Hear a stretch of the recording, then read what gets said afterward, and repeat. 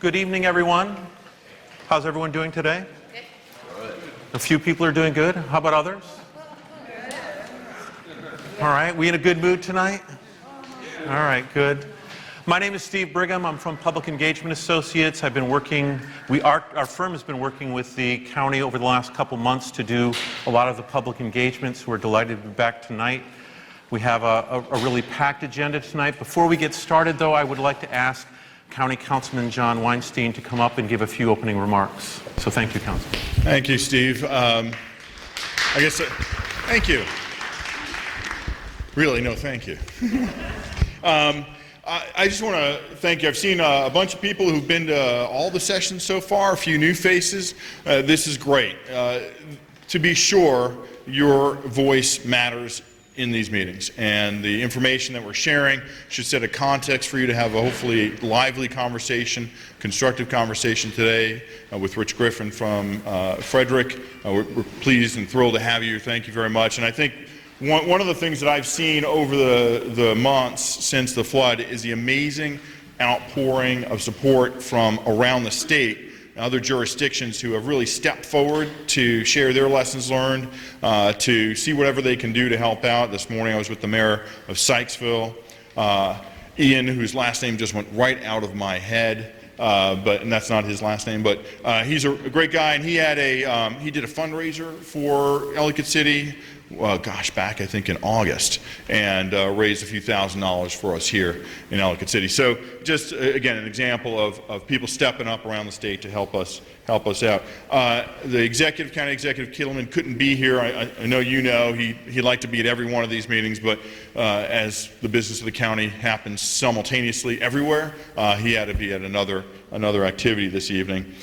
This is the second of three. There'll be one more, I believe, Saturday the 10th. Okay, this one focused on the recovery and the economic side. I don't think it could go any better in terms of planning. We just came off of an amazing Small Business Saturday and a pre-Small Business Friday. Actually, those 2 days were amazing days on Main Street with several several merchants reporting record sales. Okay, which is, I don't think, it is great. It is a sure sign that Ellicott City is on its way back. We're not quite there yet, and that's why you're here. And if you don't know already, tomorrow night, 6 o'clock, we're flipping the switch, lighting the town, and until midnight you can shop to your heart's content. You can also drink up and down the street, eat something, then drink some more. There'll be a shuttle bus, and I'm sure Uber will be active in the area, so just plan accordingly.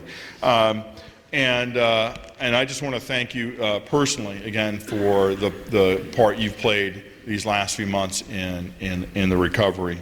And I'm looking forward on behalf of the county executive. We're looking forward to the results of all these sessions and the direction that you're helping set for rebuilding Ellicott City better than it was. So with that, I'm going to turn it back to Steve. Thank you all very much again, and enjoy the conversation. Enjoy your neighbors in this evening's discussion.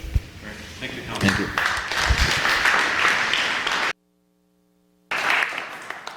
So as we get started, I want to acknowledge a few state departments that are here. So we're pleased to have senior staff from the Maryland Department of Environment here tonight, Maryland Department of Commerce, Department of Housing and Community Development, Maryland, and the Maryland Small Business Development Corporation. So thank you all for joining us tonight for this important conversation about the future economy of Ellicott City.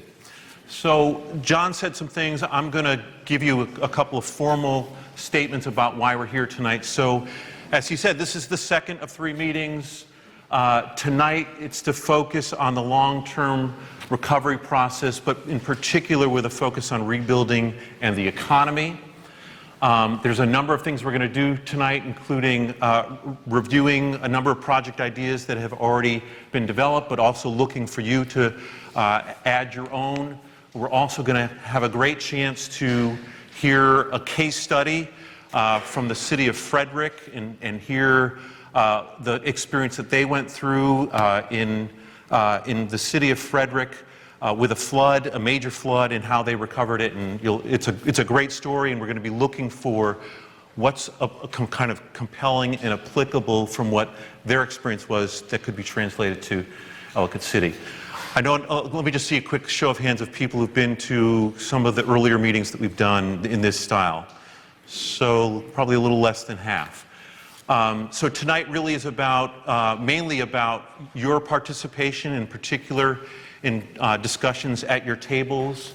So we're pleased again to have staff who volunteered their time tonight to facilitate the conversations, to make sure you have a productive and constructive conversation over the course of the evening.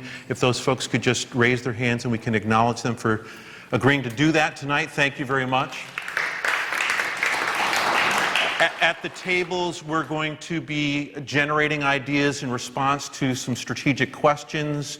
We're going to be gathering those on Post-it notes, and we're going to have a small team of folks looking at those and reporting back what they're seeing. So we get a fast cycle feedback to get some understanding of where there's some common recurring ideas and where there's some unique ideas across our conversations. And we'll have a chance to use technology a couple times again, where everyone will have a polling keypad, and we'll ask a few questions, and you'll be able to see how the whole room views these things instantaneously. In terms of the agenda, we're about to do a table introduction process, then we'll do some opening polling, then we'll get a chance to hear a great presentation about the city of Frederick. There'll also be an opportunity to, for about 15 minutes to ask questions of our speaker. And then we'll move into that discussion where we are looking for what can we glean from what happened in Frederick to what might be possible for Ellicott City.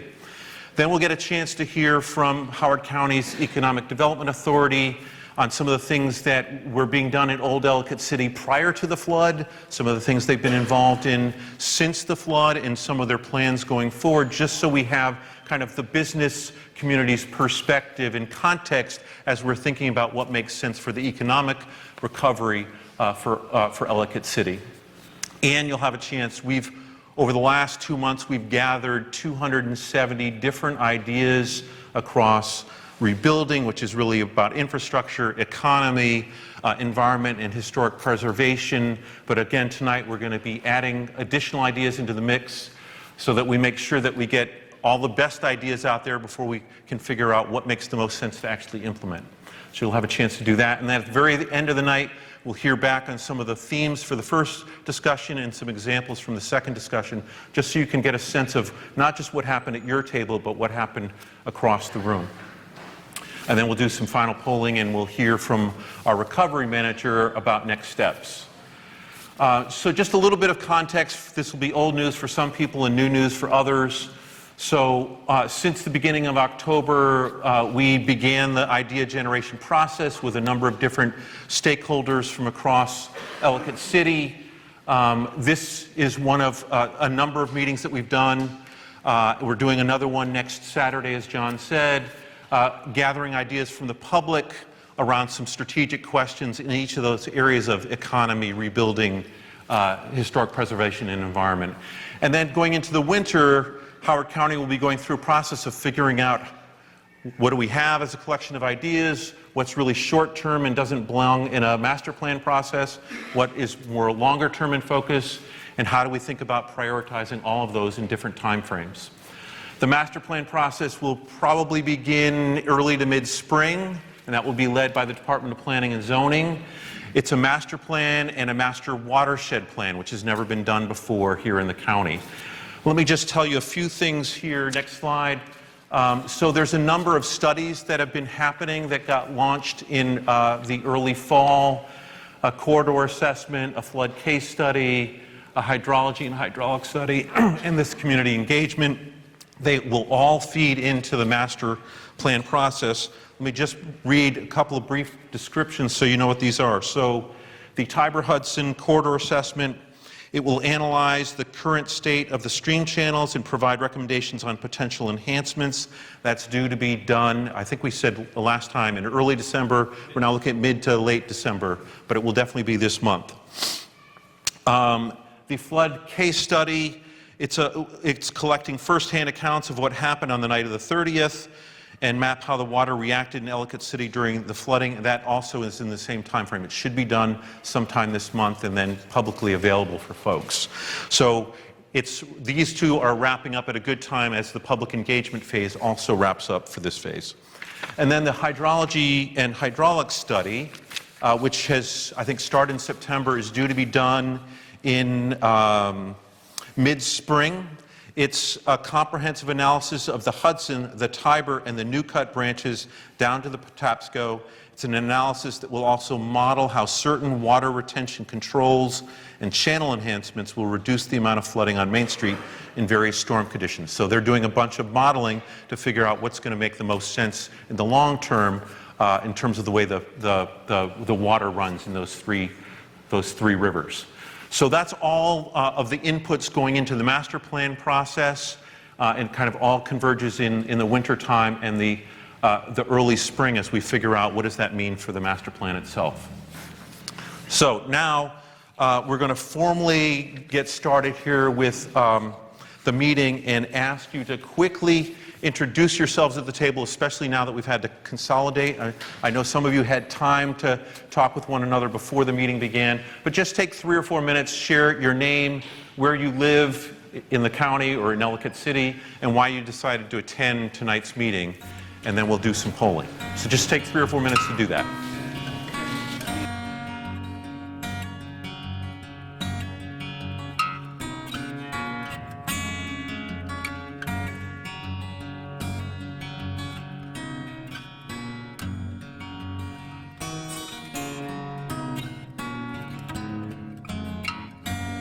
So we're going to be asking you several questions. We're going to have options that you can respond to for each question. For whatever option is your choice, press that number. When you see a green light, it means the system has received your vote. If you make a mistake, the system is very forgiving. So if you wanted to press 2 but you press 3, just press 2 and the system takes your last vote. We will have a couple of questions that allow multi-voting, and it's the same process. If you have 3 things that you want to press 2, make sure you get a green light, press 5, green light, press 7, green light, and the system will take however many responses you have. You'll see 0 at the bottom of the keypad. If there's any questions we ask that has 10 options, 0 is number 10. All right, so let's see the first question. So this is a press all that apply. What is your relationship to Ellicott City? There are 7 options: live there, work there, own a business, shop there, worship there, own property, or other. And you can vote more than once. So whatever ones apply to you, press those numbers consecutively, and the system will take all of those votes. And Scott, do we have some voting music?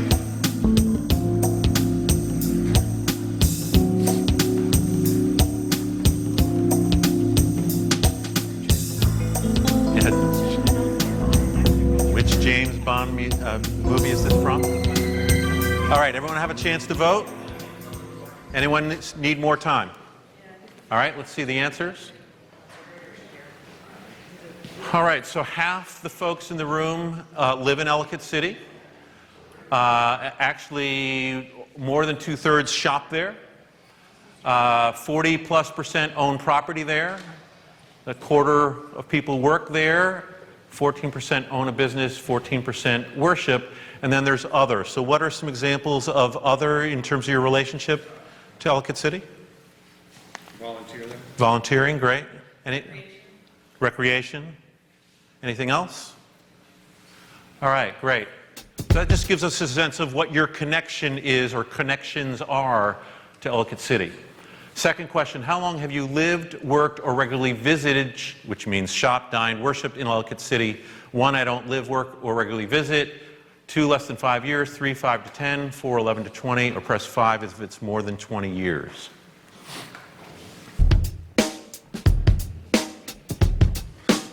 Something with a little beat. Yeah. All right, everyone had a chance to vote? All right, let's see the responses. All right, so we have a lot of long-termers here, which is great. Just about half have had a relationship like that for more than 20 years, but it's a really nice mix of kind of people long-term, medium-term, and short-term, all of which is important in terms of thinking about rebuilding and recovery of Ellicott City. And then the final question in this round, how important is it to you to rebuild old Ellicott City on a scale of 1 to 4, from 1 very important to 4 not at all important? And we get some America circa 1973, something like that. Ventura Highway.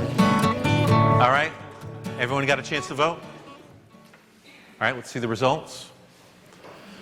All right, so 82%, so 4/5 very important, another 12% moderately important, so over 90% are 1s and 2s, and then we have folks 3%, 3% for slightly important, not at all important. So as you see, there's a real predominance of people who really want to think it's important, and some folks who think maybe not so. All right. So really kind of the main event tonight it's a real pleasure for us to have Richard Griffin, who is the director of the Department of Economic Development, the City of Frederick. He's got a great story to tell.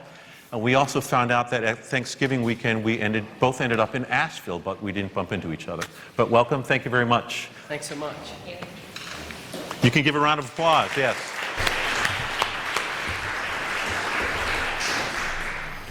Yes, so you can. Good evening. Wow, that's pretty loud. You can hear me, huh? So thank you very much for having me out here to Ellicott City, a place that is dear to my heart because I've spent many a day walking around and enjoying the community. And our mayor from the City of Frederick, Mayor Randy McClement, sends his sincerest regards to you and those who are trying to work on its rebuilding, because we are all very close to that issue in Frederick, having had severe floods back in the 1970s and have had to go through a very long process of recovery. I do want to just say that you're very fortunate to have a county that is so supportive.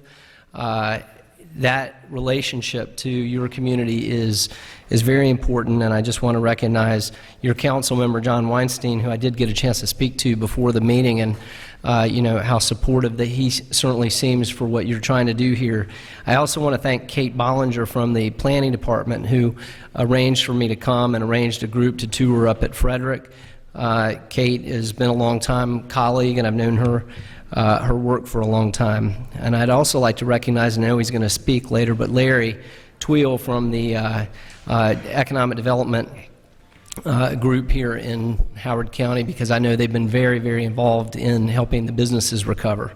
So they told me I have 15 minutes to present to you, and I'm going to try to cover 40 years of history, and I'm from North Carolina, so we'll see how this works out. Kate warned me that I have to make it through all my slides quickly, but see if we can do that. So I just want to give you a little bit of a framework here to think about. That downtown Frederick, we are now at the highest number of businesses that we've ever been, with over 800 businesses now located just in downtown alone. We are employing almost 7,000 people in downtown on a regular basis. We have about 5,000 residents and over 200 retailers and eateries in downtown now. So it's a thriving downtown, but it hasn't always been that way, and we're going to talk a little bit about that. But what I can tell you is it's worth it.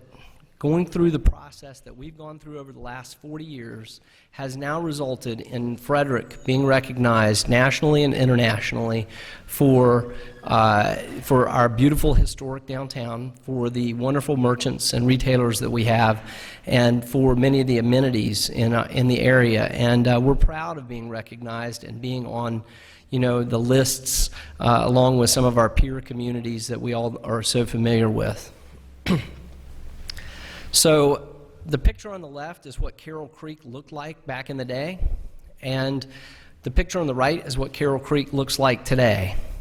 And, you know, it is the area right there in the center through the flood control area. That's the part going through our downtown. It bisects our downtown from west to east. And as you can see to the west of downtown, you've got a couple of 3 tributaries coming into Carroll Creek. And those are tributaries coming from neighborhoods and going all the way back into our watershed. It goes through downtown, and then it comes out on the east side of downtown, and it flows over to the Monocacy River. And the Monocacy River, of course, is a major river that contributes to the Potomac River, about 12 miles to the south of Frederick. In 1972, we had a flood. You all also had a flood from Hurricane Agnes. And it came back again, and we flooded in 1976. And in 1976, we had a flood that resulted in about a third of the entire downtown, which is over 40 square blocks of downtown, being flooded, including many of our major historic buildings. And that flood today, that $25 million flood today, they say is about a $100 million flood in today's dollars. And you can see some of the old images here of major parts of the city underwater. Some of these might look familiar to you from things that you remember even just from your own floods recently. Rescue operations, rescuing people with boats. And after the flood, our community had to go through much of what your community is. They had to go through a series of public meetings and discussions about what in the heck are we going to do now. And already downtown had suffered the decline of businesses going to the suburbs. So we already had vacant buildings downtown. We already had suffered the 1972 flood. So people were not feeling too comfortable about the future of downtown at this point. And they went through a series of options, and one of the options was just abandon the downtown area and the floodplain and return it to a natural state, remove the buildings. And you can understand that if you're looking for a balance of safety and aesthetics and environment and economics, that idea didn't go over very well with a lot of people. It would have meant removing a lot of the historic buildings. It would have meant not allowing for the economic opportunity for downtown to return. And so that was pretty much rejected quickly. Another option they looked at was an option that a lot of places did, which was to build a big ditch through the downtown. And we've all seen those communities with a big concrete ditch, and I'll show you a picture of it in a moment. And because of the aesthetics, the safety factor, and the fact that it wouldn't result in downtown meaningfully coming back, it was rejected also. And they kept coming up with ideas until they came up with this hybrid idea, and this hybrid idea was pretty unique. It resulted in building a huge stormwater impound to the west of downtown in a park, with berms protecting downtown on the west side and the east side so floodwaters couldn't get into downtown. It resulted in putting all of the stormwater underground in 4 20-by-20 box culverts and keeping a stream on top of the ground that was volume controlled that would not flood. Now, you might guess that when people were coming up with these ideas, a lot of folks may have thought they were crazy, and it was expensive.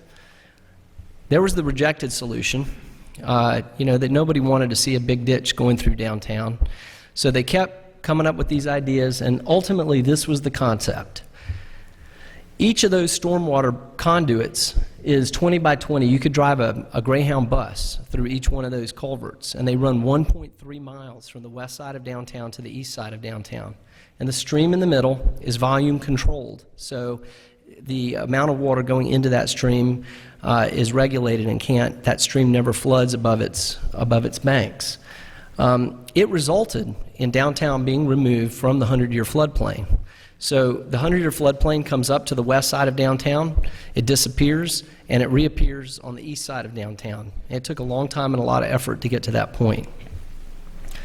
This again is just a blow up of that section of the area that I'm talking about, and we built a series of weirs and dams on the west side where you can see that one image there, and then built the stormwater conduits through the heart of downtown. And it works. I'm here to tell you, I live about a block from here, and on many occasions we've had big storm events, and the stormwaters collect in this park on the west side. They flood that park, and then those waters flow safely out through those underground conduits to the other side of downtown, and most people walking through downtown have no idea that flowing under their feet as they're walking around is millions of gallons of stormwater that's being safely deposited back in the natural stream channel 1.3 miles east of downtown.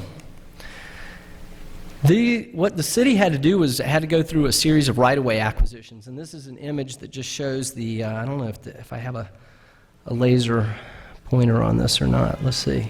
Whoops! Ooh, that wasn't good. I think this one. That one's the. So if you can see the. See if they can turn that back off for me there.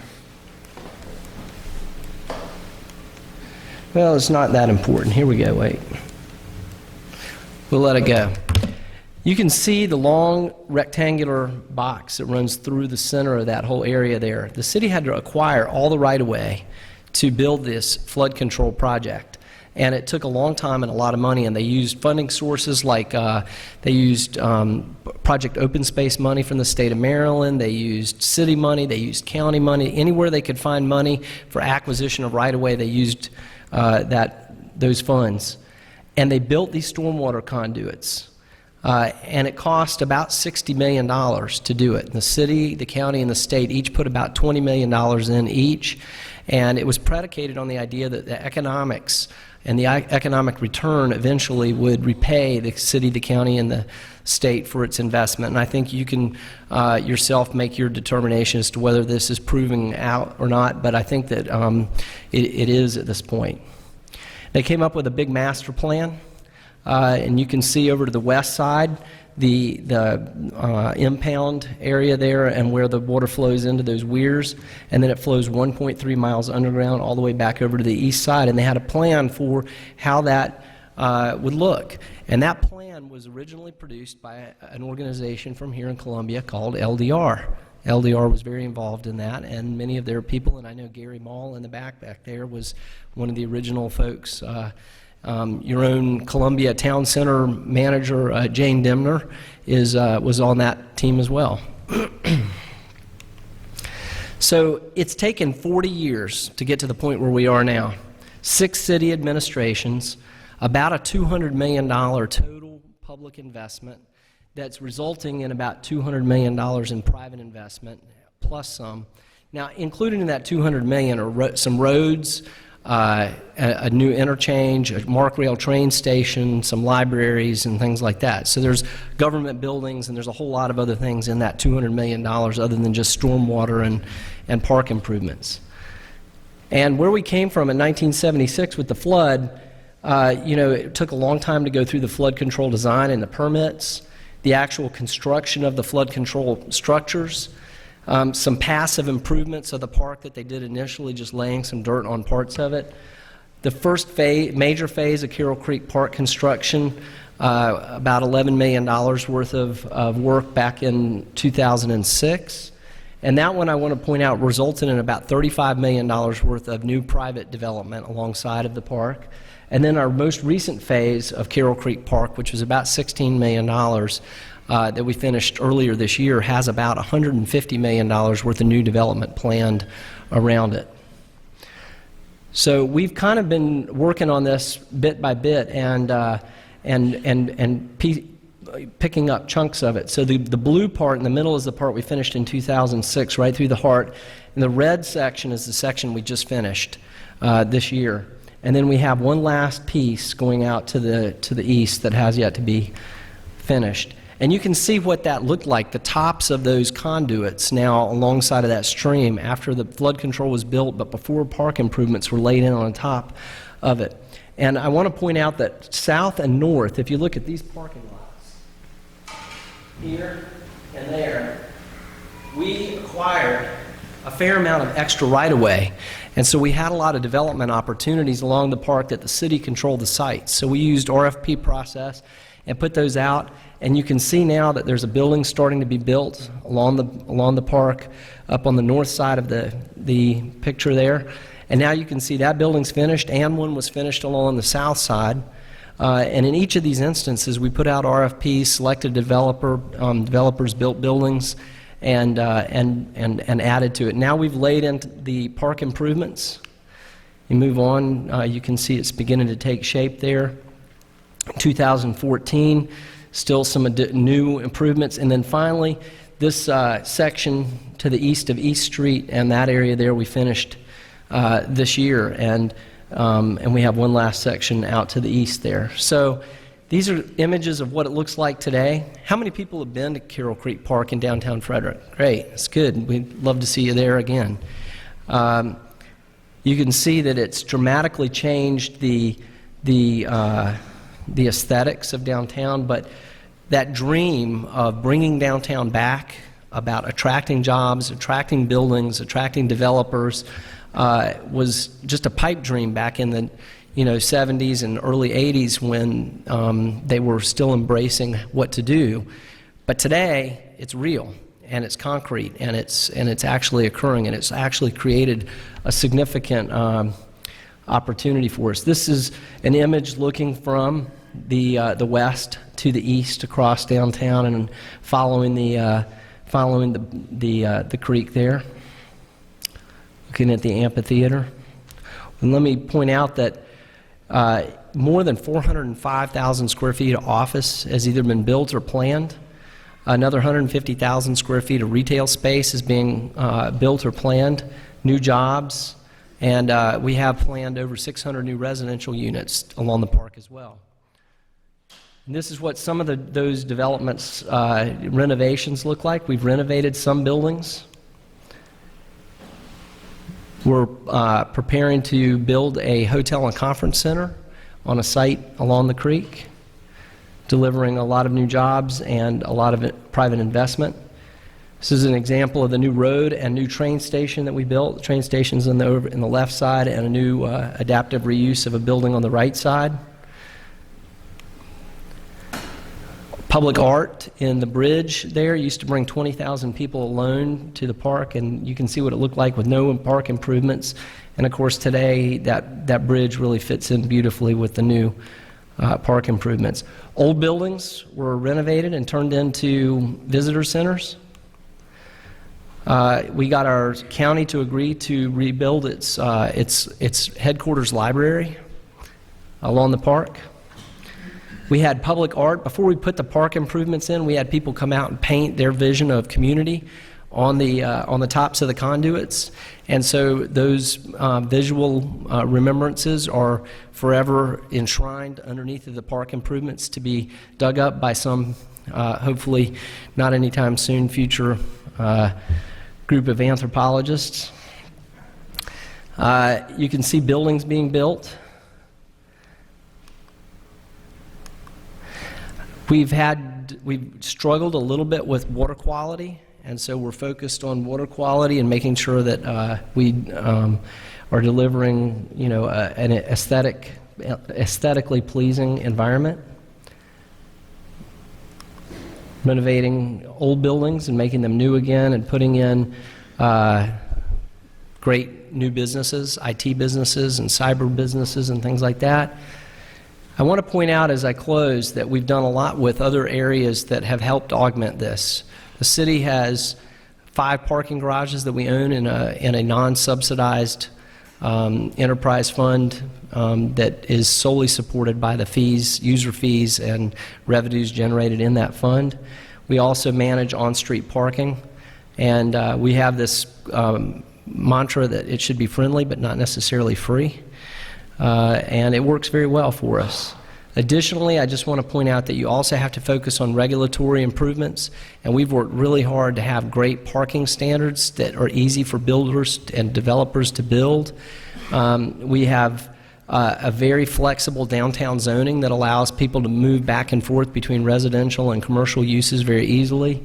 We've tried to attract with low parking rates to get people in to use those buildings. And then finally, we've done some things with impact fees, business personal property tax phase outs and things like that. Again, all to try and encourage people to want to come in and invest in the downtown. At the end of the day, I want to just say that it isn't really about the buildings or the built environment. It's about the people. And this is how we used to party on Carroll Creek Park before we built the park improvements, and that's how we do it today. So I'm going to close now and just say that you've got a great opportunity here. No idea should be a bad idea. You've got to keep allowing all of those different ideas to come to the surface. Great. Thank you, Richard.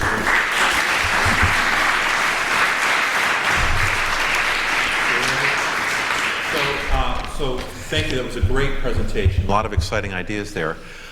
So I should have said this at the beginning of his presentation, but I did say at the beginning of the evening. So hopefully you're paying close attention, because you're going to be, when you get into your discussions, you're going to be looking for things that are compelling and applicable that could be applied in the future to Old Ellicott City. But we are going to take about 10 or 12 minutes to be able to ask questions of Richard. And so we've got 2 mics available at different parts of the room. So if you have a question, please raise your hand and we'll bring the microphone to you. And if you could stand up when you... So go ahead, Ken. I have a double-header question. Would you comment briefly on the nature of the ground that you dug through for the channel, and expand a bit on dealing with the maintenance problems in a slow-moving surface stream? So the question, I think, was the geology of the area. So we are a karst topography in Frederick. So we do have, some rock, but it's I don't think exactly the same type of geology that you're probably dealing with here. But it's a karst topography, and it we have a lot of sinkholes and things like that. As far as the stream goes, because that stream now functions, if you will, as a very slow-moving body of water from the inlet structure on the west side, 1.3 miles to the east. It's not a very significant fall on that stream.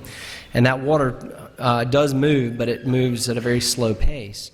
As soon as that nitrogen-rich and phosphorus-rich water hits that channel and gets sunlight in it, we get a lot of algal blooms in that water. And for a long time, people made a lot of fun of us that people were building millions of dollars worth of improvements along the park, but the stream stunk.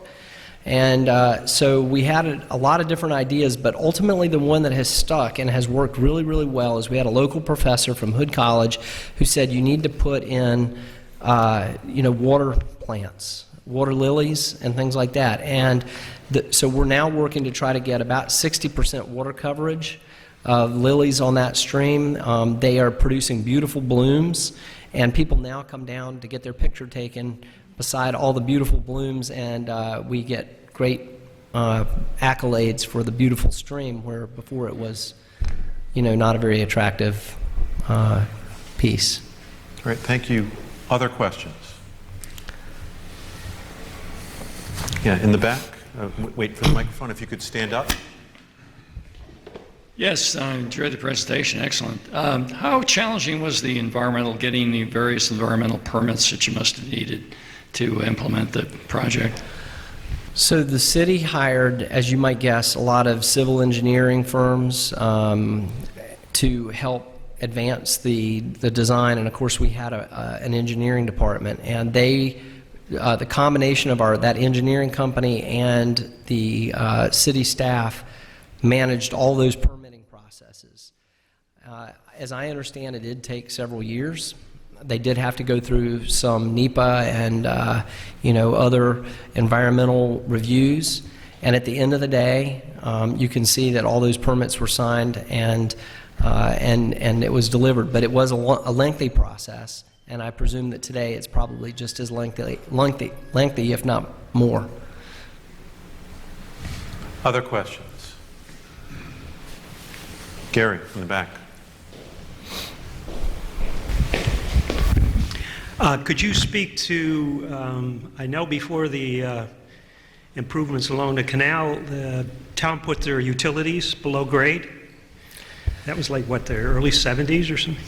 Could you speak to that a little bit? Yeah, sure. I know we're in an entirely different situation here, but you did go through that exercise. Well, and I think it's important to note that, Carroll Creek Park does not exist in a vacuum, that it exists in a downtown, and that downtown has a lot of other unique features or issues to it. And one of them was, of course, is that all of our utilities were above ground utilities on poles.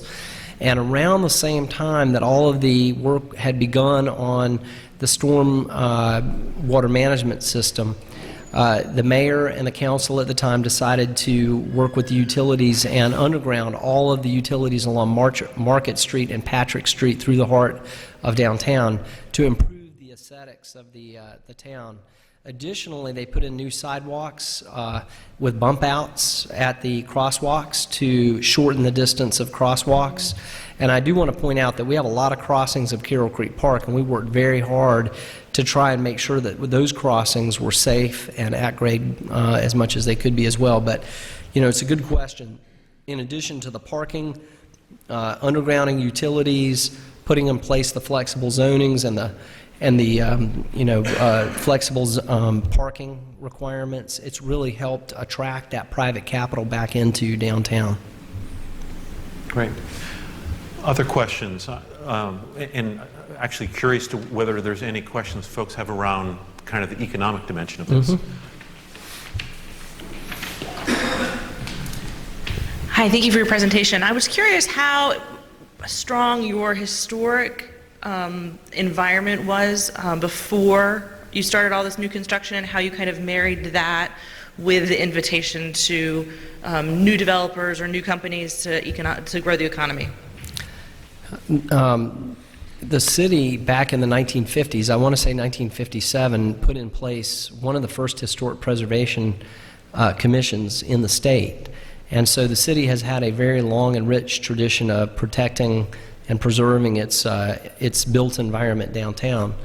But they have worked very closely with the developers as we put out RFPs, and as you could see from the development of those new buildings, to allow new buildings to be built. And in fact, I just want to point out that one of the key aspects is they do not, while they want new buildings to be harmonious, they don't want them to be recreations of old buildings. So they want to be able to tell that a new building is a new building and an old building is an old building, but they want it to all blend and be harmonious. The key was making sure that those buildings could have businesses in them that were viable, and that it would work for the businesses as well. So trying to make all those pieces fit was a balancing act, but it worked. Great. Other questions? Over here. Rich, just in terms of the financing, the in terms of the financing the city had to do, was that just through GO bonds, or what were some of the mechanisms that Right. the city So I had a slide up there on the timeline where I showed the different amounts that different groups contributed. In this last phase of construction for the park improvements, the city put in $8.5 million, of which some of it was pay-go money and some of it was through bond and debt issuance. The state, through its transportation enhancement program, put in $6.2 million into the project. Now, the reason for that, and I didn't really share this part of that, but Carroll Creek Park, in addition to being a flood control project and an urban park, is also a shared use path system. So it connects all of our neighborhoods to the west along a shared use path through downtown, eventually connecting all the way to the Monocacy River and down to the C&O Canal. So it's part of a transportation route, and so as a result of that, we were able to tap into the transportation enhancement program. And because, fortunately, there were communities in Maryland that had been granted money that weren't able to use them, they were able to assist us at a higher level than would probably you'd normally get a grant for. We've also had some developer money in it, not a lot, but as we sold property, we had a per linear foot charge that we charged the developer. So we have some contributions from developers from properties that the city controlled and owned, but that was a small number of properties along it. And then finally, the county has been right at our side the whole time and has been a participant and an investor in the project as well. Great. Have time for one final question, if there is one out here.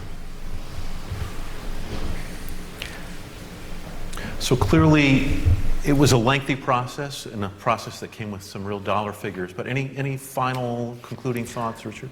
No, I think that just when you talk about the economics of it, you all are in somewhat of a better situation than Frederick was at the time, because in addition to the flood, we were also struggling with the fact that we had lost so much just before that to the suburbs and to shopping centers and malls and things like that.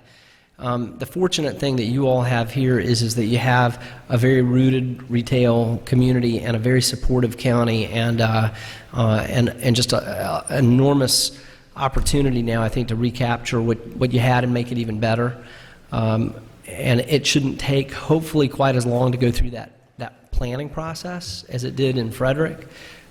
But don't give up. It takes a long time, it takes a lot of money, and it takes stick-to-itness. And I think if that's one thing I could suggest is, if you look at the fact that it's taken 40 years and 6 administrations, each administration has added something along the way to that process, and some more than others. We won't go into that. But but nonetheless, it's gotten there, and you just have to have a plan, you have to have a vision, you have to stick to it, and you have to try to work with your businesses, because your businesses are the heart and soul of the whole thing, and if they're not there, there's no reason to come down there. Great. Thank you so much, Richard.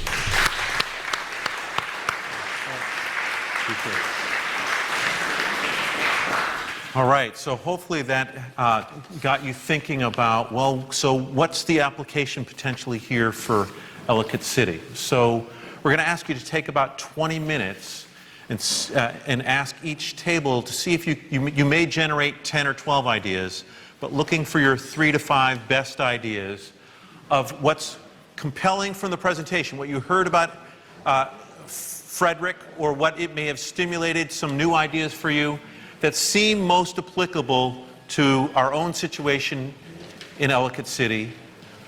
What would you propose that's really going to help the rebuilding and especially the long-term economic recovery?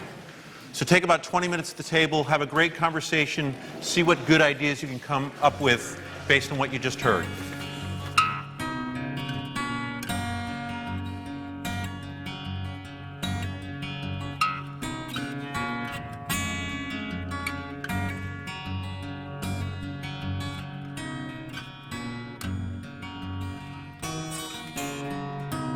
We're now going to move into the second part of the program. We have 2 people who are going to be speaking to us. The first is Larry Tweel from the Economic Development Authority, who's going to give you a little bit of history and context on what they've been doing and what they are continuing to do in recent months with regard to the recovery and the economy. And then we're going to hear from Phil Nichols from the County Executive's Office. Larry. All right, thank you. Please welcome Larry. Thank you. Thank you, folks. And let's give Rich another big hand. That was a great presentation. Thank you.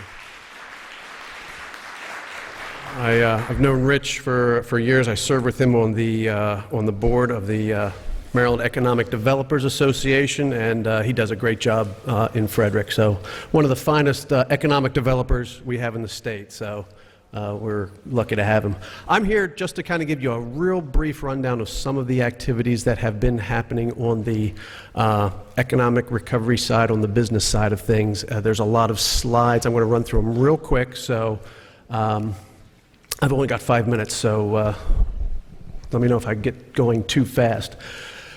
Before the flood, Economic Development Authority was involved with Ellicott City in these ways. We contributed $100,000 to support the Ellicott City Partnership to help stand up that organization, to help it qualify as a designated Main Street, which helped them hire a manager, which helps them qualify for that designation, and that then triggers a lot of benefits that come from the state as an official Main Street organization.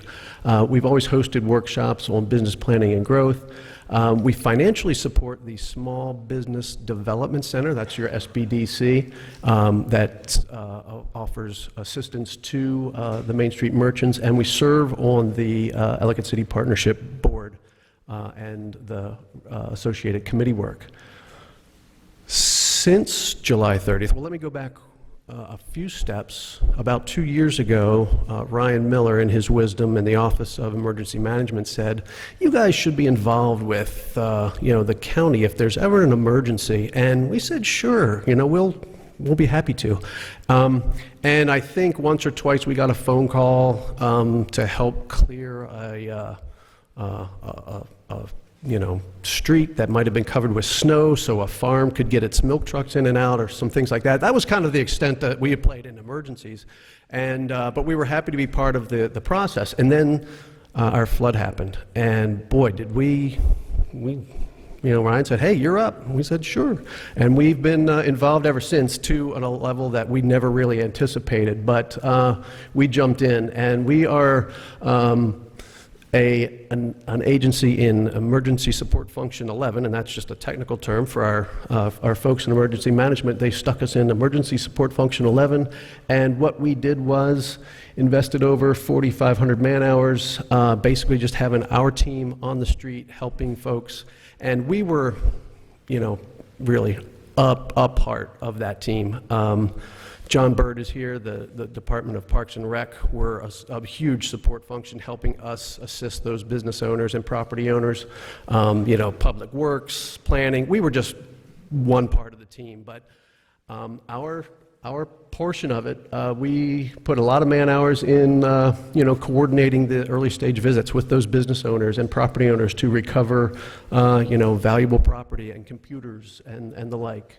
We quickly organized some educational forums for business owners on, helping to navigate the various tools and programs that are out there to help them get, loans and disaster assistance. We initiated a lot of ongoing case management, and we served as a liaison between the businesses to the various county agencies, the alphabet soup you see here: Public Works, inspection, licensing as a permit, emergency management, public information, and other state and county agencies. So we were deeply involved, and our future actions, we are the lead agency. We've switched from an emergency support function to a recovery support function, and that is all part of the county's plan. We are the lead agency in RSF2, which is the economic recovery of the town. So we work closely with now the county, tourism, the Ellicott City Partnership in this support function. And some of the things that we are working on currently. We will be opening a business assistance center. We're calling it Millworks on Main Street, to be the on-site resource for businesses who need help, continuing to manage through this, this long process of rebuilding and recovering and reopening. We are organizing with the Urban Land Institute a technical advisory panel just to help them think through some various ways to rebuild the town. Some of the things that you saw in Rich's presentation, they're going to help us brainstorm, and what are some logical things that would be helpful in terms of business recovery and helping to, make Ellicott City a place for, business and tourists and residents. We are closely interfacing with DHCD, which is the Department of Housing and Community Development. It's a state agency. Our man on the street is Matt Scher. He is full-time on the street with us, and to date, DHCD has done 23 loans approved or in process for close to $2 million of assistance, and we're working closely getting our businesses attached to those programs that DHCD is managing for us. We're working with the Department of Planning and Zoning on development for the longer-term plans, and we're continuing to work with tourism and ECP. Maureen Sweeney Smith couldn't be here tonight, so I'm going to kind of cover some of her stuff as well. Just to give you an update, if you don't know already, the Ellicott City Partnership was formed a few years ago as a combination of some other associations that were in town, and she now runs the Ellicott City Partnership, which is one of the major, drivers for one of those criteria you have to have to become a Main Street, Maryland designation, and that triggers, historic preservation assistance, small business assistance, and other state resources. And the Ellicott City Partnership really is the local focused on the historic district entity for events and tourism, and has a laser focus on being that event chamber of commerce business assistance organization. These are the folks that are on the board. You probably recognize many of their names. And they really are responsible for branding Ellicott City, and have recently come up with a new branding campaign to give Ellicott City a new look and feel with different signages and promoting different amenities such as art or events. These are some of the events that they have done and are planning for next year, and these are the the events that bring the crowds down to the street. Recently, if you were there for Saturday, boy, what a hit that was, right? They also invited Clint Eastwood to come and, no, that's not Clint Eastwood. That's Garrett Glover. He's our small business development counselor. He's sitting there in the back.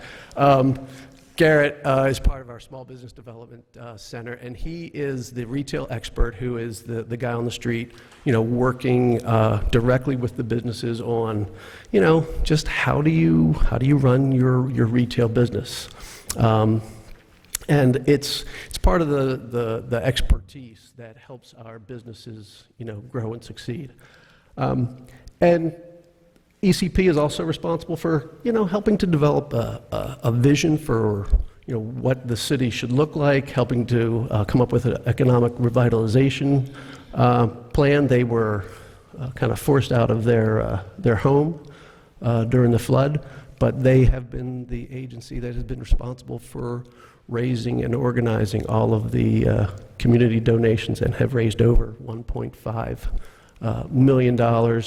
And have distributed grants to residents, business owners, property owners, and continues. And that's a monumental task. They really have done a great job in taking the money and dispersing it. So they have done a great job with that. And if you've noticed, just recently, some of the boarded up windows are being decorated with murals in anticipation of something that might come there, and it's a little more attractive than just looking at bare plywood. So you're going to see more of that kind of work its way up the street until those shops reopen. And helping to vision, some new ways that Ellicott City might become, bigger sidewalks might promote outdoor seating, which helps to attract different kinds of restaurants and retail. So they're working closely with us on helping to, envision what some of those things that we could do, just like Frederick did, in terms of, what are the regulatory things you can do, what are the physical things that you can do that help attract different kinds of retailer, that helps attract different kinds of crowd. The walkability, bikeability portion of it is also a key component. Rich and I were just talking about, the feature that they were able to exploit was the canal that runs through the town, and how that water feature was an attraction now for events and tourists. And we have a built-in attraction at the bottom of our street. So it's those kinds of things that we're working with the partnership and the related agencies on, helping to bring new life back to the town. That really is my 5-minute rundown. Any questions? Great, thank you. Good, my pleasure.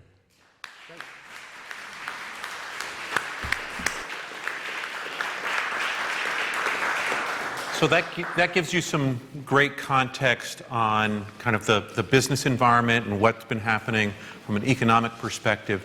And we're going to have a short conversation about some of the things that Larry just talked about and what we see in the future.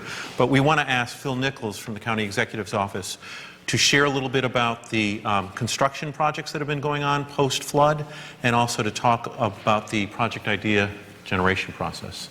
Welcome to Phil.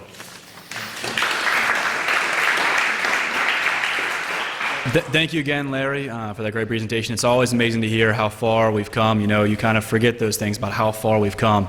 And, we talked about other county agencies, but really and truly, it's you all. I see Beth's shirt.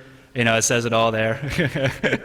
I don't want to use it as some language on it, but it shows. She was at the heart of it. She was clearing out the mud, and so I mean, again, truly astounding all that we've come through. And so some of these photos show a lot of the projects that we've been doing, that we've gone through, and I only have 2 minutes, so I'm going to be very brief. Some of the additional work that we've been doing. And we've done a lot, but we have a long way to go. And we heard from Richard, and we certainly appreciate you coming out and hearing about the vision that Frederick had. And so right now we're at the stage where we're collecting ideas from you guys, hearing from the community. So we've heard from different folks already. We've already had available online project idea submittal to hear from you. About what ideas that you have. You guys live here, you guys live in the area, you guys, you know what you like, you know what you don't like. So we want to hear about your ideas for what Ellicott City could be. And so it's project ideas. And, whenever we come before folks, we always like to make the caveats that, while everything is on the table, we just want to make sure that folks understand that, not everything's going to be feasible. We're not going to be able to fund everything. But we're going to prioritize and make Ellicott City a model resilient community. So we'll be continuing to collect ideas until December 31st from the community, at which point a community body, the Community Advisory Group, which a number of you folks sit on. Thank you. I see a number of your faces in the crowd. So I appreciate it for being out here tonight. But that group will see those ideas, try and collect them, categorize them, and try and visualize, what kind of priorities are we seeing at this point. And so those will be grouped into master plan ideas and short-term ideas that could be implemented sooner. And then the master plan process, as already been mentioned, will begin later in the spring. So I think that was under my 2 minutes. Any questions? Perfect. Thank you.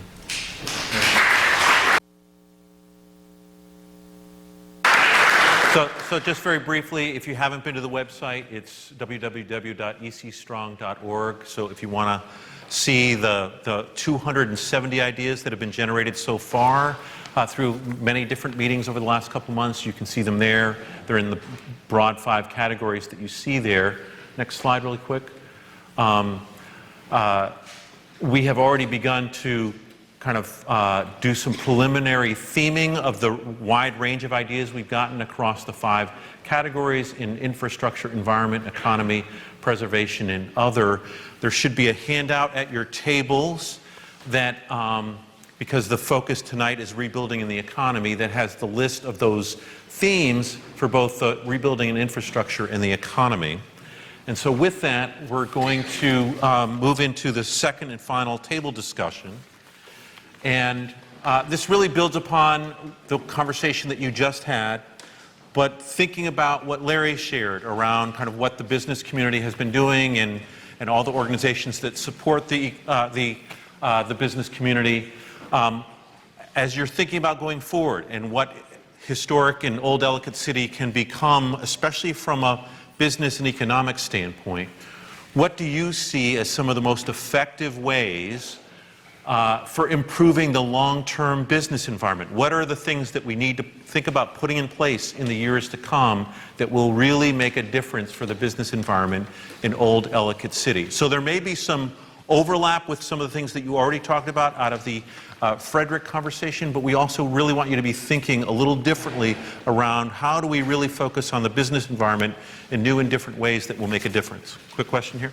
Yeah, I was wondering, have we ever done an economic impact study to see what the economic impact of Ellicott City is on the county and state? If you looked at employment, sales tax, property taxes generated and so on. Do we have a number in Frederick? Is that something you can answer, Larry? Yeah, so I would just want to make sure we get a microphone over to you. Good question, thank you. Larry, can you just quickly I think the recite question was the economic impact of Ellicott City. Pre-flood, and this was a study that we just recently had completed. It's on our website, hceda.org, Howard County Economic Development.org. But in general, the numbers, it was about 141 businesses that are in the district. It employed 955 workers. It contributed direct and indirect economic activity, about $123 million of activity. Okay? So that means that, the buying and selling of goods and, payroll taxes and money exchange, about $123 million of activity, right? It contributed, and I'm starting to lose my numbers now. I'll tell you this, the loss that we've projected of the event, from July 30th over the next 12 months, we'll probably lose about 150 jobs. It will probably mean about $67 million of reduced economic activity in the county. And direct county revenues will decrease by about $1.3 million. That's a projection. As you've seen, though, the recovery is happening, I think, at a bit of a quicker pace than we had projected, because we've got 40 businesses back in business. Some will be coming online sooner. Some will take a little bit longer. So the actual, accuracy of those projections, we're going to do this at the end of the year and see, how close we were. But in general, that kind of gives you a sense of the scope. But I can, it's on our website, or I can send it directly to you, just so you can see what those numbers are. But that gives you a sense of, yeah. Great. Thank you, Larry. All right, so we're going to give you about 15 minutes at the tables to answer this question around effective ways to improve the long-term business environment for Old Ellicott City. And again, we're going to ask the facilitators to help you generate no more than 3 to 5 that you want to submit onto the theme team.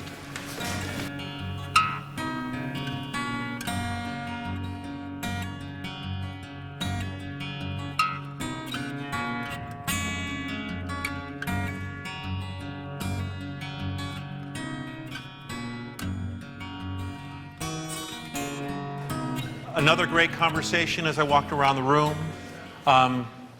We are collecting all of these ideas, including ones that didn't make it to the theme team, for processing afterwards.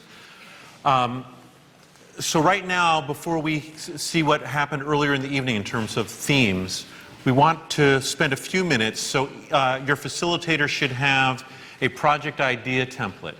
So this conversation and this evening may have generated in your own mind some specific ideas that you would want to see considered in both the short-term priority process and the master plan process.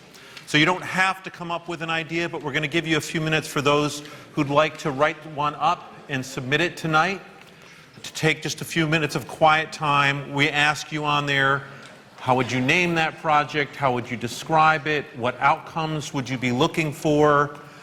And what category it's in? What budget might be required?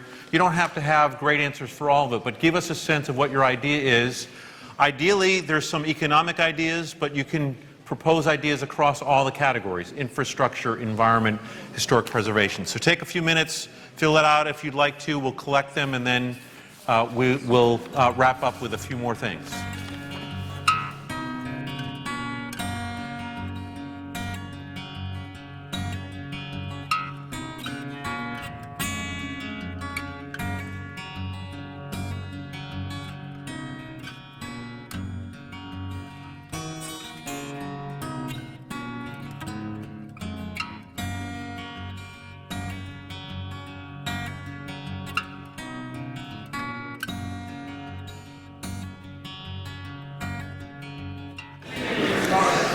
All right, I know some of you are still writing, but I also want to get you out as close to 9 o'clock as we can. So for those who haven't finished, please take a few minutes after the meeting's over to make sure you get your final thoughts in and hand it in to your table facilitator. All right, so let me just have your attention for a few more minutes here. So the first discussion we had after Richard's presentation of what were applicable and compelling ideas. So what we asked the theme team to do was to look at the 30 or 40 post-it notes they got and pick out the ones that were recurring ideas.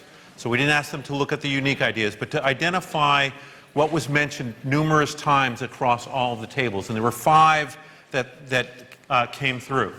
So the first was a long-term commitment to vision, which is certainly something that was really important in Frederick.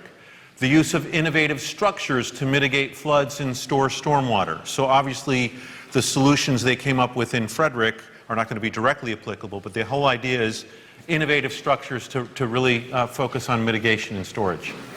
Third, to invest in amenities to create a public attraction. Some examples, a carousel, a park, and or a train, or other ideas. But the idea that a public attraction in the, Old Ellicott City. The importance of public-private partnerships to actually carry out and be committed to and kind of own the vision over a long period of time. Public sector and private sector. And then finally, one that I'm sure definitely rings true in Old Ellicott City, need parking that is safe and accessible, but not free, right? Affordable, but not free. So those were the themes that came out that were repeated. Obviously, there were many more ideas than that. The group that's looking at all of this data will be factoring that in, but we wanted to just identify what were the ones that we saw repeatedly. I'm going to ask you to take out your polling keypads one final time. We have a couple of quick questions. And then I've also got some examples that came out of the last conversation. So the question is, who do you think has a responsibility for reducing flooding risk? Press all that apply. And there's 5 options here: federal, state, county, people in the area affected, or other. And you can press all that apply.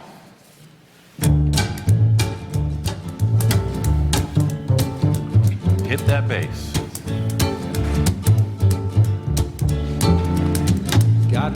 All right, everyone had a chance to vote? All right, let's see the results. All right, so lots of options here.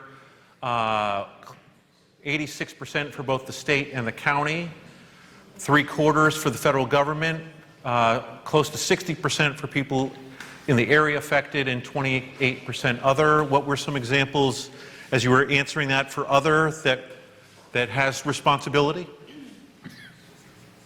Upstream development. Upstream development. Anything else that came to mind when you were voting for other?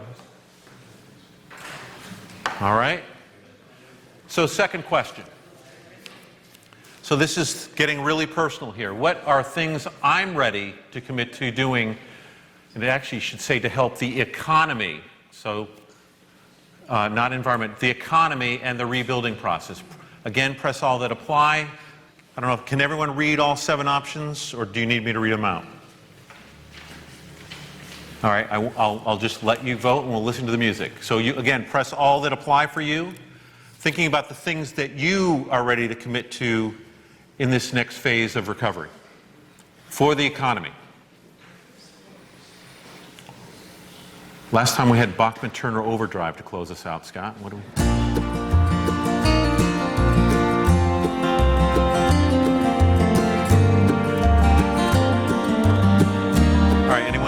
Still need time to vote. All right, let's see the results. All right, so most of the people in this room plan to stay involved in the master plan process. That's great. That will be starting in 2017, probably early to mid-spring, so that's great to see. The same was true the meeting we did on the environment. We have around 70% doing your holiday shopping, so that's going to be happening in the next 3 to 4 weeks, as well as dining in Ellicott City on a regular basis. So that's great to see. Obviously, for the recovery, we really need that. 61% people still interested in volunteering to help businesses reopen, which is going to be great because we still have more that need to reopen in the weeks and months to come. About half of you donating. So this is great to see.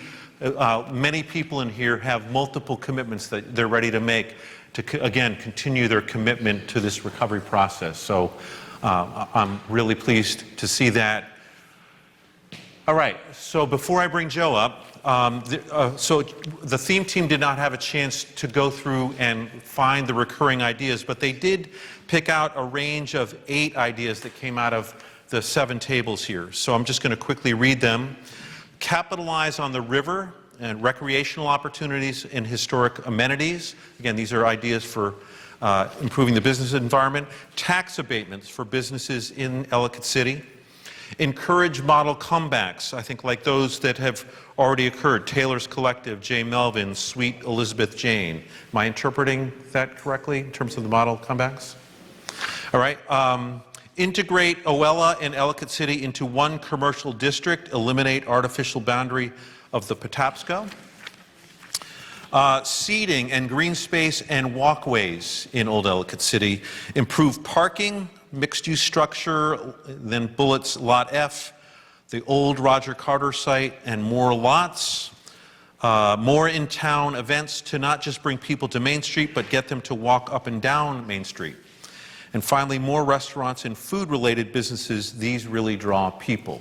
So obviously, again, these are not themes, but it gives you a sense of the range of ideas that came up from the different tables. We collected many more than that. We'll be looking at them more carefully afterwards. But again, thank you for having those very serious conversations and really thinking strategically tonight about what our economy and business environment needs in the future. And so without further ado, I'm going to ask Joe Herr, the recovery manager for this effort, to come up and close us out tonight.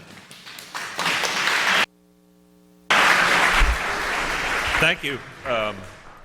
First, let me say thank you very much for coming and dedicating your time. I know I've seen a lot of you at other meetings. We have a lot of members from our community advisory group. And I have to say, I went to Frederick about 2 months ago and met Rich and learned a little bit about what had happened in Frederick. And having an opportunity to be in this position is a job like I've never had before. And it has challenges every day. I'm very lucky that I have Lisa Crow and Phil Nichols and Maria Bernazikowski and of course my boss Ryan Miller, along with about 15 other bosses. But it's very rewarding to be here for a few months and see what happened last week with the reopening of Main Street, and to see what's going on and the commitment from the people. I'm a firm believer that anything is possible. You just have to get the right people on the bus. And I can tell you from what I've seen, we have the right people in this room, we have the right people out there working, and we have the right people in Howard County, and we're getting the right people from the state and the federal government to help us. And we're going to keep on moving forward and keep on putting the effort into it. And it's going to be a challenge, and it's going to take a while. But as long as we keep having these kind of meetings and getting input from the public and figuring out the best way to proceed, it'll be a while, but we'll keep making progress. So I just want to thank you for letting me get up and say thank you on behalf of the county executive and myself and the team of people I work with. And also thanks to Steve and PEA and DPZ for putting all this together. So I want you all to give yourselves a round of applause for your effort.